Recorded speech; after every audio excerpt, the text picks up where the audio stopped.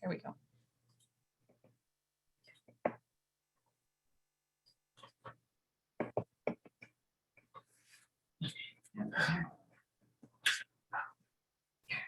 So just not a problem. This one? Yep.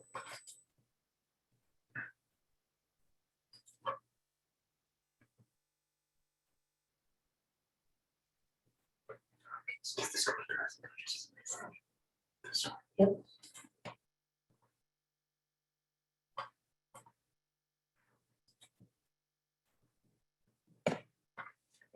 Okay.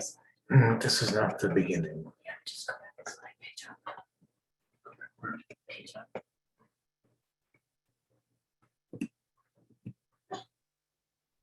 It looks like we need to. Hi, sorry swap about the slight technical difficulties. Dr. Fine. If you look at the website on Zoom and PowerPoint, they give you 6 different ways of doing this.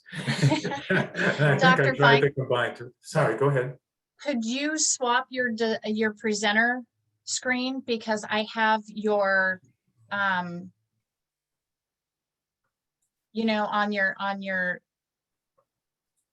PowerPoint. Is this better? There we go. That's the one I need. Thank you very much. So if you want to change everything to the screen. I'll just use this.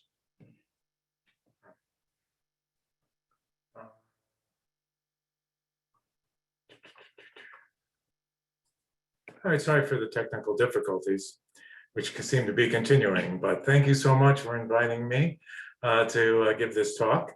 I'm from Colorado Recovery. We're a Boulder-based program that specializes in treatment of the SPMI population, serious persistent mental illnesses, especially schizophrenia and bipolar disorder.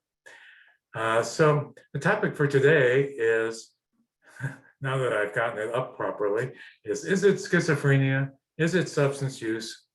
Is it both? Why is it so hard to tell, and why it is so important to know? In order to try to understand the relationship between schizophrenia and substance abuse, the first thing is to try to understand where these two conditions, if you will, exist in our scheme of mental illness. So I thought it'd be worthwhile reviewing how we, or maybe me as a psychiatrist, how we think about mental illness in general. Since we are medically based, when we have somebody with a mental condition, the first question we always ask, is this a physical cause? It's a physical cause that we can measure, not just neurotransmitters and those kinds of things, but things that you can actually measure. There are ways of trying to determine this, and that's a subject for perhaps another talk. But if the answer is yes, then we always ask, is this an acute condition? Because that's potentially medically urgent, or is it a chronic one? If it's a chronic condition, then we think about brain disorders like dementia, traumatic brain injury, autism. They're physical disorders that affect the brain, but they're chronic in nature. If it's acute, and because of our population, the next question we always ask, is this a substance issue? Is this a substance issue or not? And if it's a substance issue, then we are in the substance world, the substance use disorder. If it's not, then we're in the huge medical world of all of the possible physical illnesses that can cause a mental disorder. And if you ask, well, what physical illnesses can cause a mental disorder? And the answer, as all of you who have experience with this know, is all of them, really. So we want to identify which one we're dealing with and treat it appropriately. Now, if we don't see any evidence of a physical cause, then the very next question that we ask is this a psychotic problem?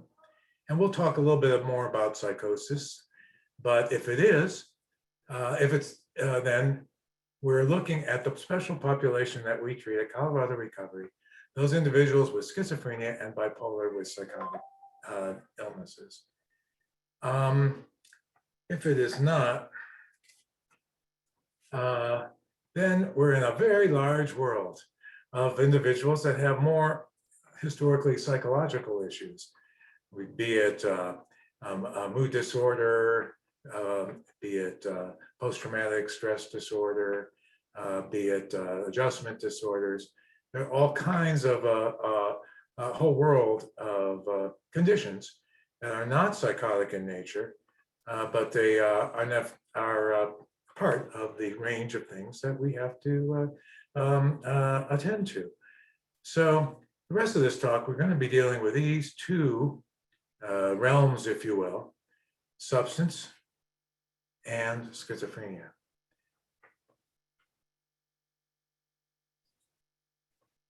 Now, the question is, let's start. I think most of you have a pretty good idea of what a substance use disorder is, although there's a lot of controversy. But I'd like to focus on what is schizophrenia, because I find there's a lot of confusion about what it is. And one of the reasons why there's confusion is that it's a blend of three different ideas. These are all ideas of three masters that lived like long ago. And if you look at the modern definition of schizophrenia, it is basically a melange of these three thinkers: Emil Kraepelin, Eugene Bleuler, and Kurt Schneider.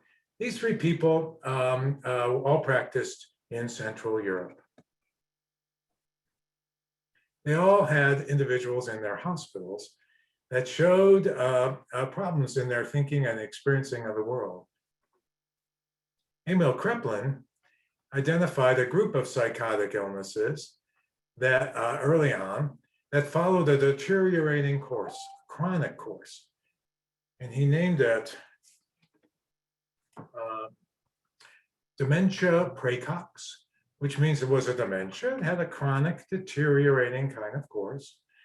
Praecox meaning it started early in life. And you still hear that word bandied about sometime, but it really means schizophrenia. He thought that that time course was the most important part of this and distinguished it from manic depression, what we call bipolar now, which would come and go. So if a condition comes and goes, we don't consider it schizophrenia. Eugene Bleuler felt that this dementia praecox was not really a dementia at all. It was some sort of splitting of the mental processes, a break, if you will, from the normal reality-focused individual into something different. So he called it schizophrenia, which means a break in the mind processes. This is different than multiple personality, which could also be a topic for another conversation. And he established classic 4 A's of schizophrenia, which were ambivalence, or some say apathy. I think that they're somewhat different, but in other words, you don't have strong feelings about something. You have either dull or mixed feelings about it. Affect is blunted or sometimes inappropriate.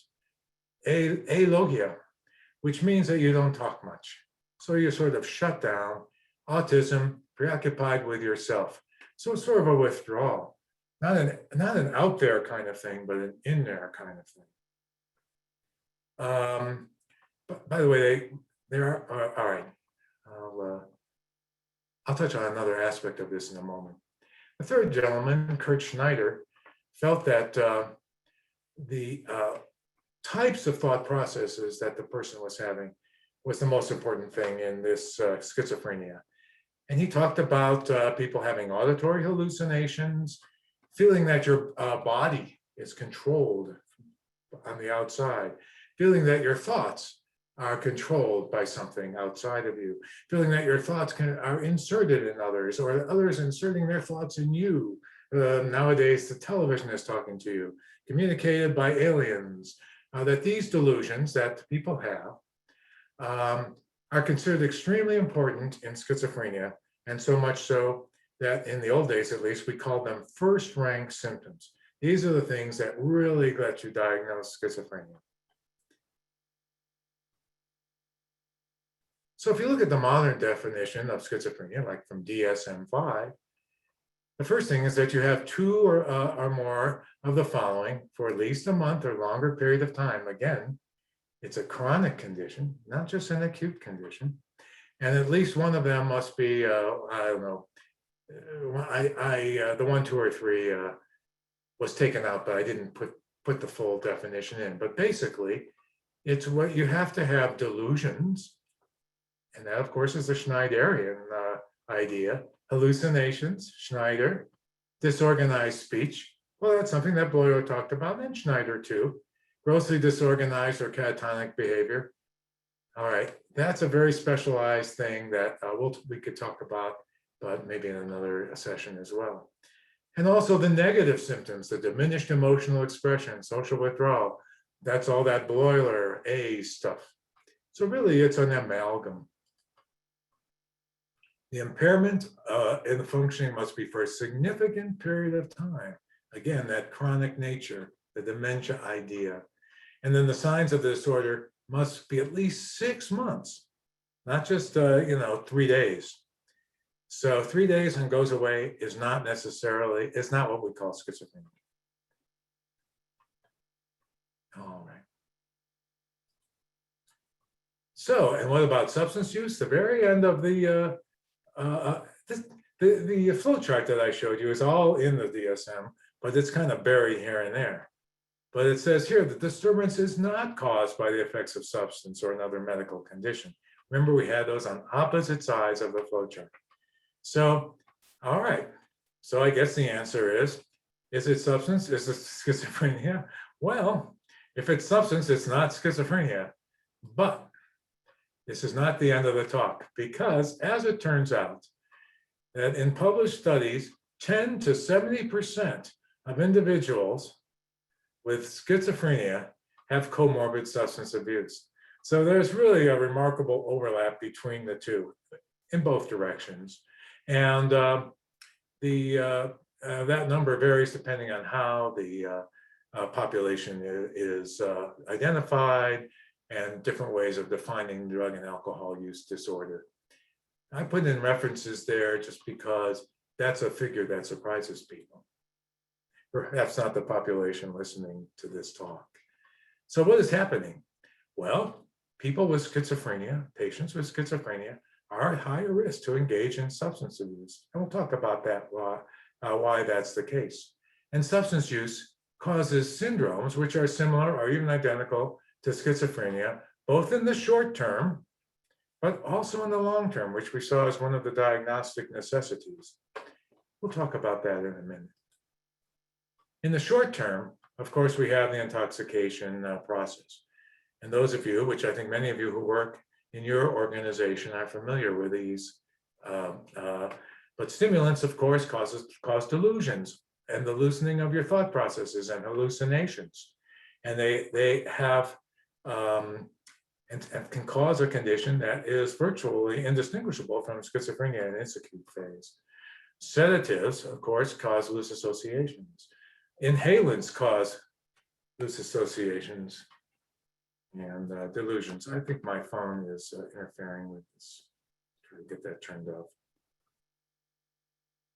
I'm trying to get it turned off, but it's not happening. All right. Excuse me for a moment.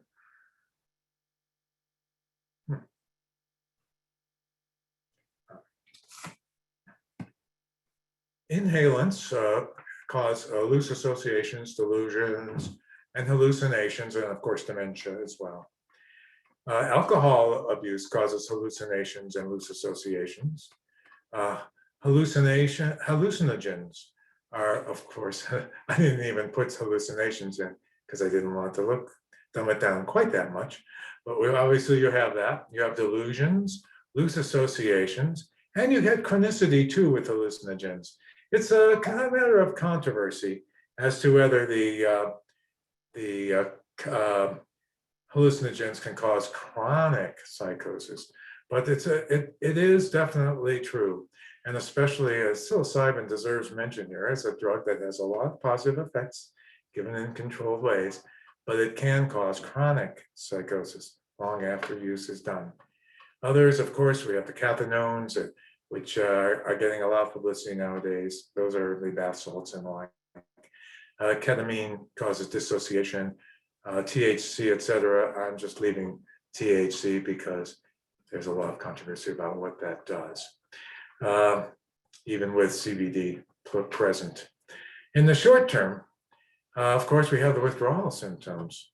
Stimulants Withdrawal of stimulants, of course, gives a picture very much like the 4As, flat affect, kind of negativity, withdrawal, that kind of thing.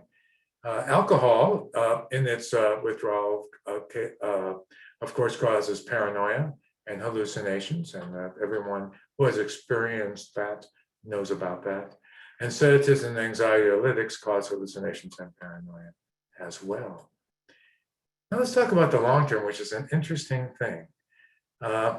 Amphetamines are associated with long-term psychosis. So what happened, and it's that up to 30% of all amphetamine psychoses in current studies become a chronic condition. And that is something that is a very important aspect of amphetamine use disorders that sometimes doesn't get understood. But there is a tendency for individuals to have amphetamine-induced psychosis and end up with a picture that looks pretty much identical to schizophrenia. People with inhalant abuse, of course, the brain dysfunction becomes widespread, and there's also the global deterioration of functioning that we've talked about. Alcohol has persistent mental effects, dementia, and of course, persistent psychosis. Wernicke and Korsakoff psychosis deserves mention. Some people think it's not persistent, some people think it is. Of course, it is a result of vitamin and probably nutritional deficiencies, which need to be corrected as soon as possible in order to keep it from being a chronic condition. Psilocybin is associated with long-term effects, and we mentioned that briefly just in the slide before.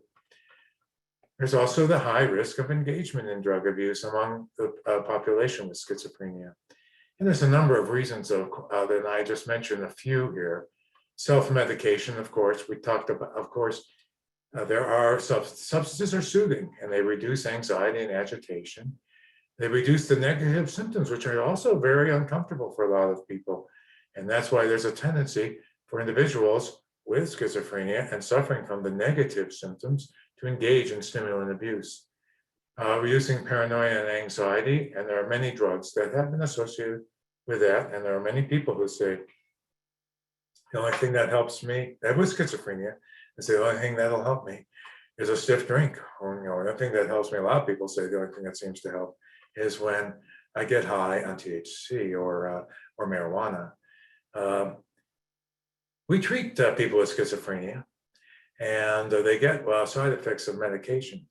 Many of the side effects of the medication, the antipsychotic medications we give, seem to be soothed with substances. There's especially an association of benzodiazepines with the soothing of some of the side effects of antipsychotic medication. People feel extremely uncomfortable with antipsychotic medications and find that the use of benzodiazepines can help a lot. Sometimes they're given in prescription form and sometimes not. One drug that's really worthy of mention is nicotine. Nicotine appears to improve virtually all the symptoms of schizophrenia. This has been studied extensively at the University of Colorado, and the use of nicotine in treating schizophrenia is not really approved, but anybody who has treated patients with schizophrenia knows that the allure of smoking and cigarettes and nicotine supplements in terms of not just a habit, but in terms of increased soothing and ability to function. I don't want to get too much into the acting on delusions, but there are many patients that I've had who've had schizophrenia who develop delusional disorders because of the benefits of medication. They develop delusions about almost magical effects of drugs.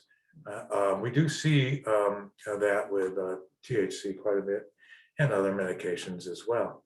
And finally, individuals with schizophrenia, because of the deterioration of social and occupational functioning, tend to end up in social environments with high risk of substance abuse, not only because of the influence of the environments, the availability of substances in these environments. I'm talking about homelessness, shelters, etc., and also the influence of peers in these environments.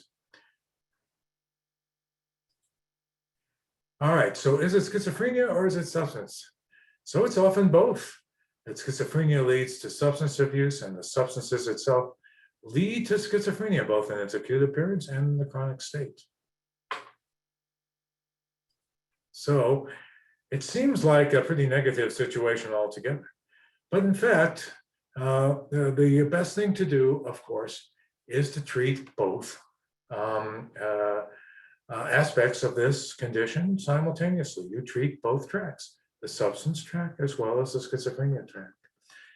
Now, when you treat the schizophrenia track, you should consider the idea that the substances may be contributing to the condition, and that helps improve the prognosis, because it may not be as chronically deteriorating as it seems if the substance is treated.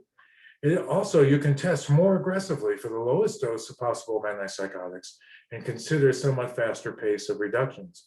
One of my 2 or 3 rules in medicating individuals who have schizophrenia is you always test for the lowest possible effective dose. Well, this can be done more assertively with people with schizophrenia.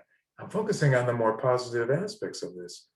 Empowerment is also a positive aspect of treating schizophrenia with co-occurring substance use disorder, because it gives one additional thing for a patient, an individual who suffers from both of these things, to hold on to as a potential for getting well. And empowerment strategies that are helpful in substance use can be helpful in schizophrenia as well. There's more that could be said about that, perhaps in the question and answer session. Treatment of substances also needs to be considered when an individual also has schizophrenia.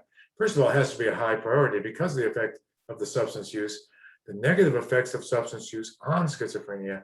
You have to say, all right, this needs to be treated. Because an individual has a psychotic disorder, there should be a lower threshold for structure.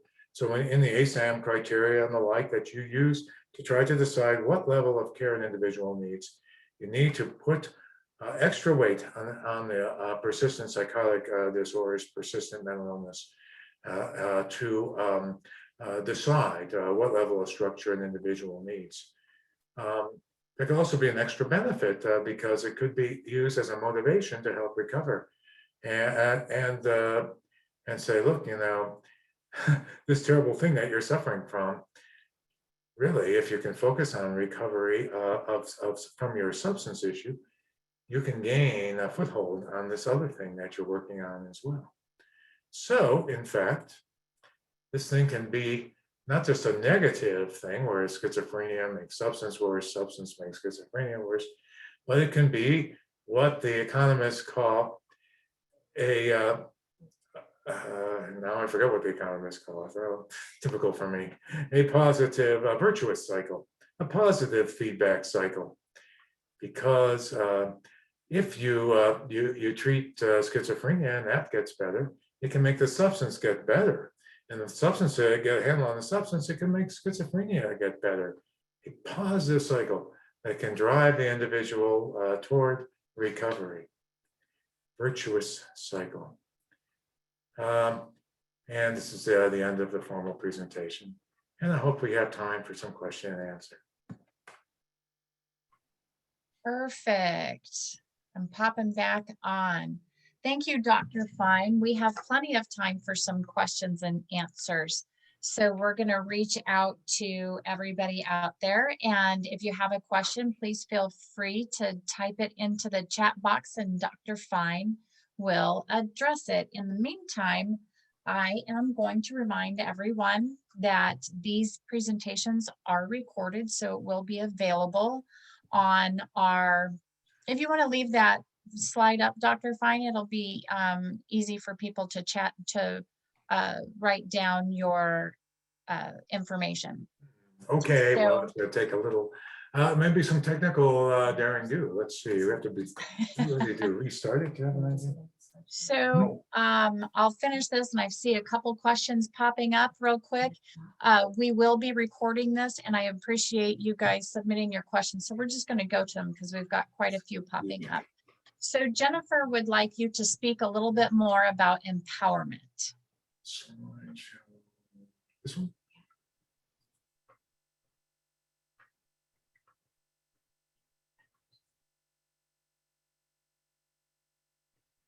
Don't worry about the slide. It's fine. So Dr. Fine, can you speak a little bit more about empowerment? Jennifer would like to know. Yes, Jennifer.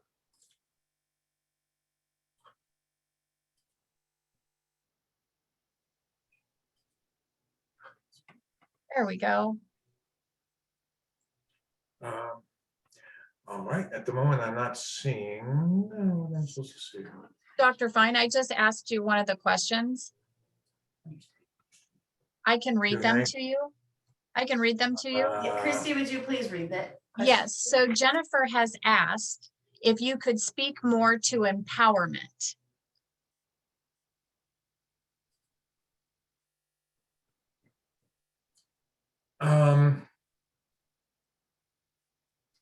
Speak more to empowerment. I see another question here. There are several. This is the first one, and she has asked that you Right. kind of reiterate the value of empowerment.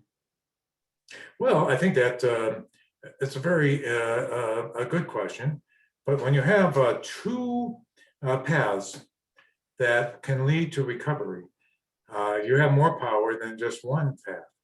So an individual can control one's substance use, and that empowers them to help with their recovery for schizophrenia. And likewise, if they are able to comply with their medication treatment and the like, it gives them another path to recover as well.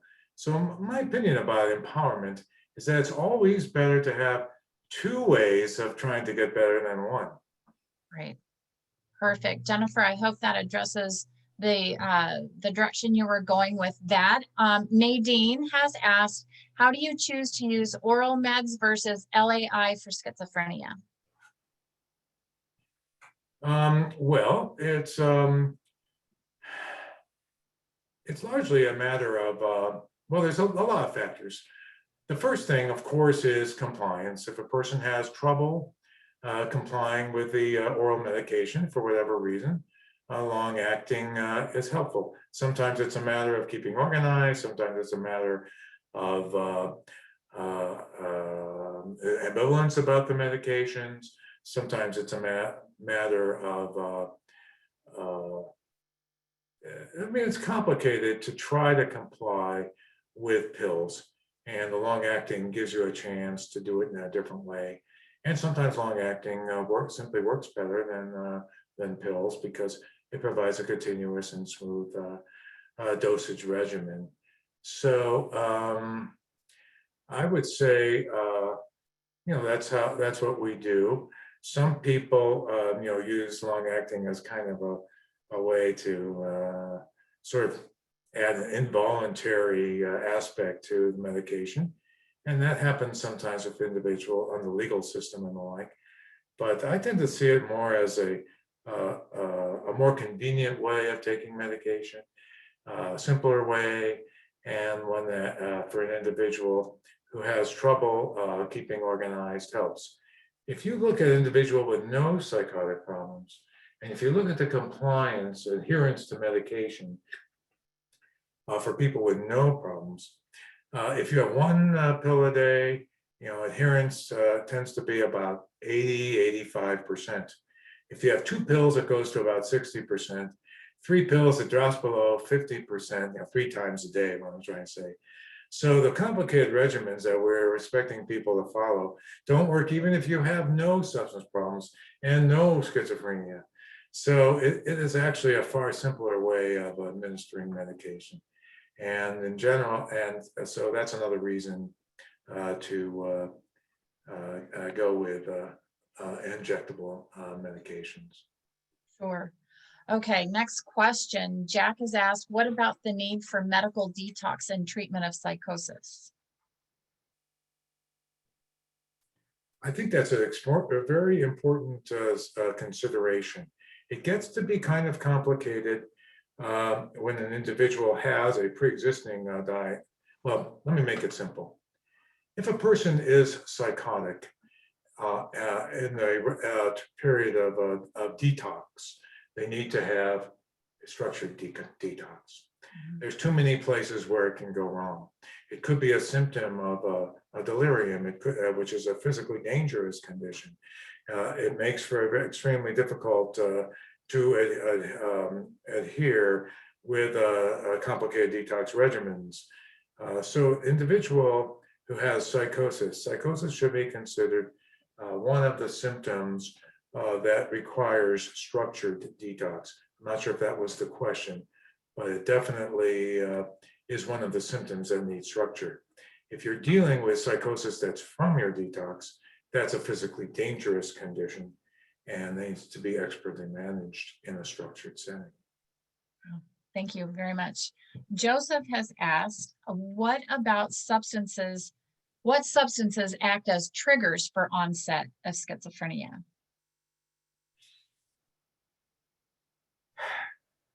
Well, the truth is that most of these substances that people take when they're classified as substance use issues, most of them can trigger schizophrenia for various reasons.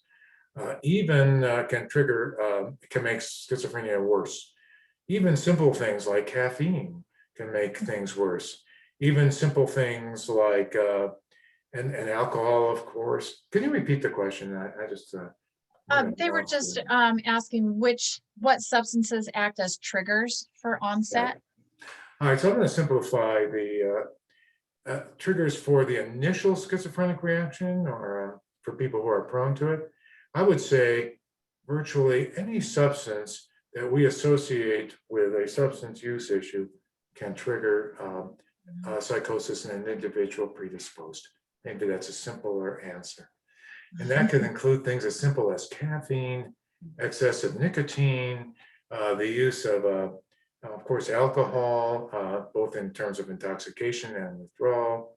I mean, the cleaner, of course, THC, although it gets a free pass, it's a subject for its own talk, really. But all the substances that you'll see in DSM that can be a trigger for a psychotic reaction if you're predisposed to it. Okay, thank you. Hannah has asked, how do antipsychotic medications impact the effects of substances? She has some clients who receive antipsych injections and are still using stimulants, but we are not seeing the same level of symptoms in their use. Right. Well, there's a lot of different ways that this occurs. Antipsychotic medications, I don't know if I'm speaking to any individuals who might be taking them, but they're not feel-good drugs, that's for sure. They have their side effects, they feel they're dulling, they have physiological side effects of various sorts, and they're difficult drugs to get used to and to manage. And we use them only when necessary because of psychotic conditions. But they carry with them, certain kinds of discomfort that substance use can help with. So, for example, if the medication is dulling, stimulants seem to help. If a medication produces restlessness, akathisia, the benzodiazepines help. If a medication produces muscle stiffness and the like, we give side effect medications for them, but they're imperfect. And the benzodiazepines seem to help more than anything else. Alcohol helps these things. So individuals who are antipsychotics have a full realm of side effects and conditions that can be relieved by substances that are most typically given substance use disorder designations. And I'm definitely understanding of how in many cases, antipsychotics can lead an individual to feel relief from substances that are considered to be in the substance use disorder category. Okay. So Elizabeth has asked, when it's unclear whether it's schizophrenia or substance induced, do you begin treatment with antipsychotics right away in the recovery process? Well, I think a little bit depends on what is right away. In the old days at Denver Health, we would give individuals about 48 hours to clear from medications that they might be using, from substances they might be using, and then we begin to use antipsychotic medication at that point in time. If an individual has a substance use problem that is associated with psychosis, we tend to use antipsychotics fairly early on in the process, but we reduce them more rigorously, as time goes by than we would if an individual has a pre-existing diagnosis of schizophrenia. But we give it a little bit of time because individuals can clear up on their own, et cetera. And we don't typically, of course, treat the withdrawals from sedatives and alcohol, which can produce psychotic symptoms. We don't treat those with antipsychotics. We wait for the withdrawal period to end. Okay. All right. Perfect. Thank you. Michael has asked, how much of a problem are antipsychotic drugs for people with substance use disorder? Well,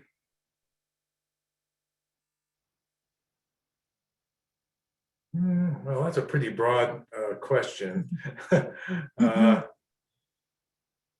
Are we talking about, I don't know, probably need a clarification. If an individual has a chronic, I think I understand what the intention is.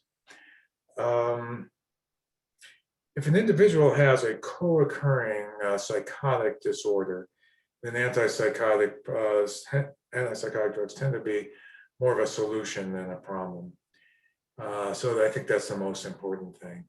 If the main driver is substance use, for example, hallucinogenic abuse or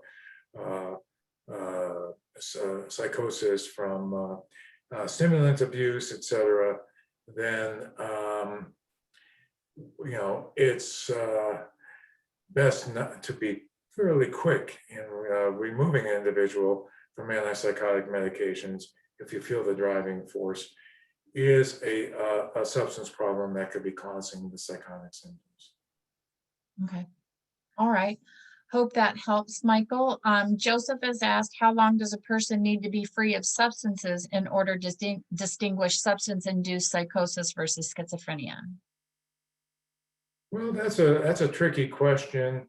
As I was trying to imply in the slides, certain substances seem to linger in terms of the psychotic condition, like, for example, psilocybin, which is known to produce psychotic symptoms long after the use, but some of those symptoms are considered positive, and we won't get into that.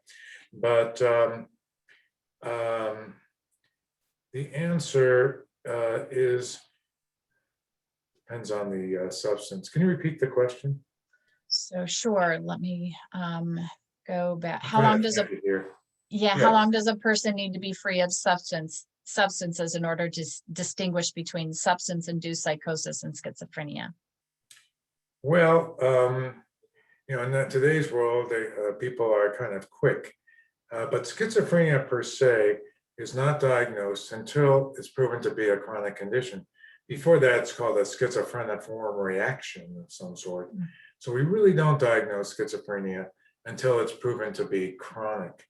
So again, if you look at the criteria, it's weeks or months before we put a schizophrenia diagnosis on. It's a little different than the question of when you might want to start antipsychotic medications, which is generally done more quickly because of the dysfunctions associated with the medication. Mhm. Okay. I mean, not with the substance. Oh, There's okay. dysfunction with substance. Try to have functionality restored and then be a little bit quicker in reducing the antipsychotics. Okay. Anna would like to know, how do you balance using antipsychotics to reduce dopamine with a patient using substances to reinforce the reward system? Do antipsychotics make substance use treatment more challenging? Well, I think the answer to the second part of the question is antipsychotics do make substance use treatment more challenging in certain circumstances. When the psychosis, being psychotic is not a comfy condition. And usually when we're able to treat that, people are feeling more comfortable, and it actually has a positive effect on the substance use. But when, can you repeat the question again? Somehow I got lost on my, Sure. yeah, somehow the open questions tend to disappear on my screen and I'm relying on. They do. Well, they do. How do you balance using antipsychotics to reduce dopamine with a patient using substances to reinforce the reward Right. system? And then the backside of that was, Right. do antipsychotics make substance use treatment more challenging? Well, I think the main thing is for antipsychotics to be managed at the minimal doses for individuals with substance overlay, and then they tend to be better tolerated. And I think that that's it's a matter of dose. I do think that the reward aspect of as dopamine stimulants like amphetamine tend to interfere with prognosis, and it is important for those to be controlled one way or another in trying to treat, because there's, along with the virtuous cycle I talked about at the end of the talk, there is the vicious cycle where the substance makes the underlying psychotic condition worse, and the psychosis and the treatment for it makes the risk of substance higher. But I was trying to keep it more positive with virtuous cycle, Sure. which also exists. Perfect. Okay, so could you elaborate more on the correlation with THC and impact on negative symptoms, as well as associations, delusions, and hallucinations?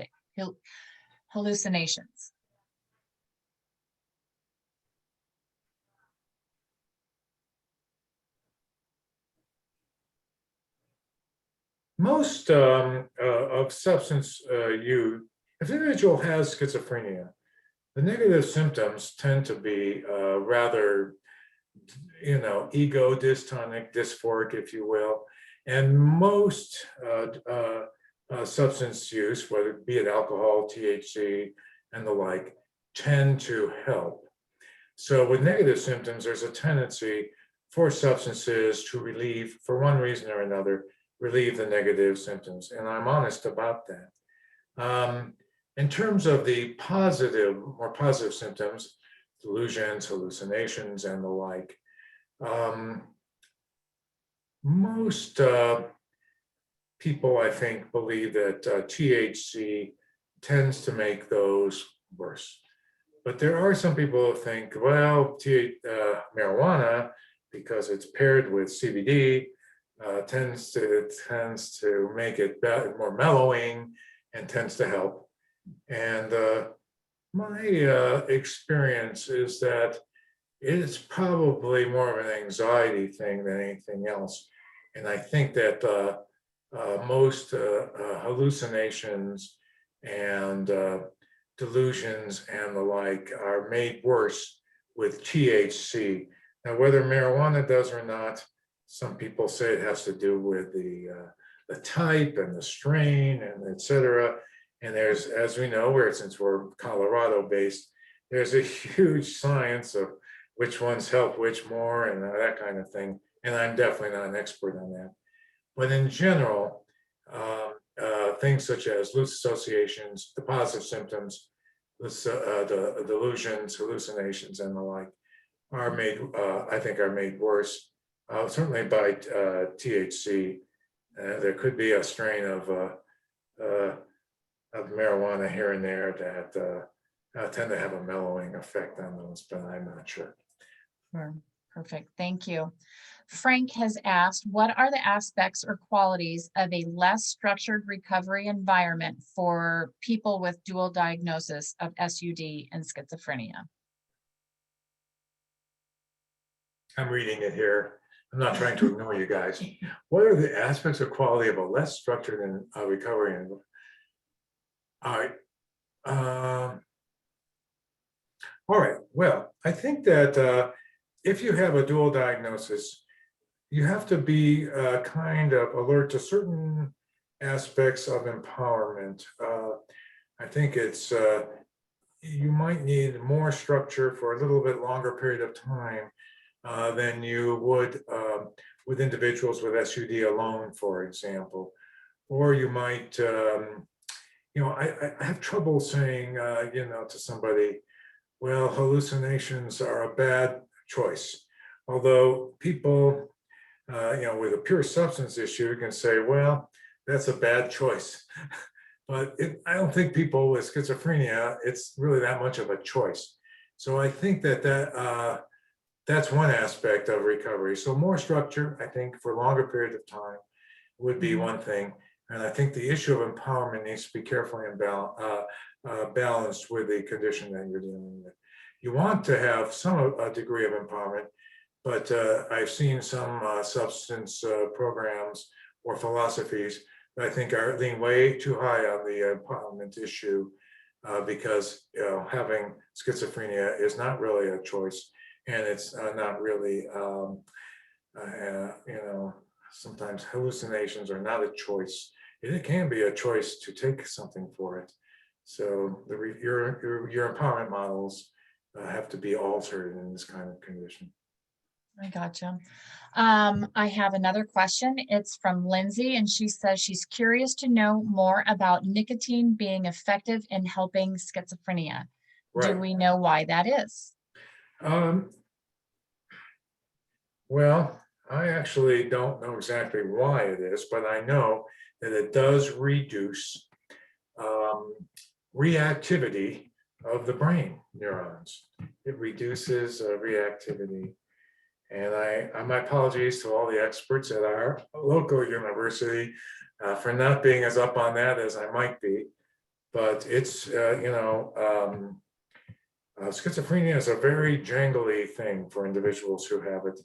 And there's a tendency for the neurons to echo. And they've seen this with in fMRI studies and EEG studies, and they've done tons of these at the university. And nicotine tends to kind of calm down that echoing and the jangling that happens when you have schizophrenia. And it's been suggested that the use of nicotine as a primary cause of schizophrenia, as well has been suggested that nicotine can actually be a treatment. The most important thing from a practical standpoint is to understand that that if you're going to have a smoking habit that you're going to treat, it's important to do that. That nicotine supplement may be an important aspect or more important aspect in people with schizophrenia than it might be with individuals who don't have that problem.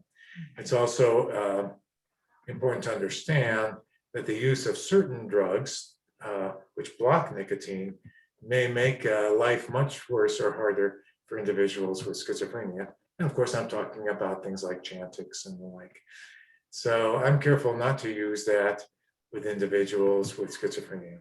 And if people really do have a bona fide dual diagnosis, I think that you should be careful about the use of Chantix.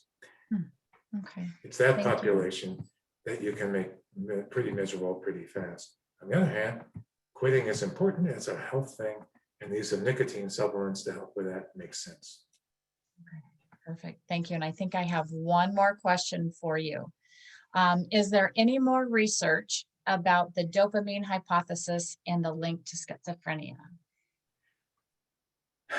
Well, the short answer is there's always research really being done on dopamine, but it's been questioned for a variety of reasons, and that would really be a subject for another talk, especially one that I'm better prepared for than today.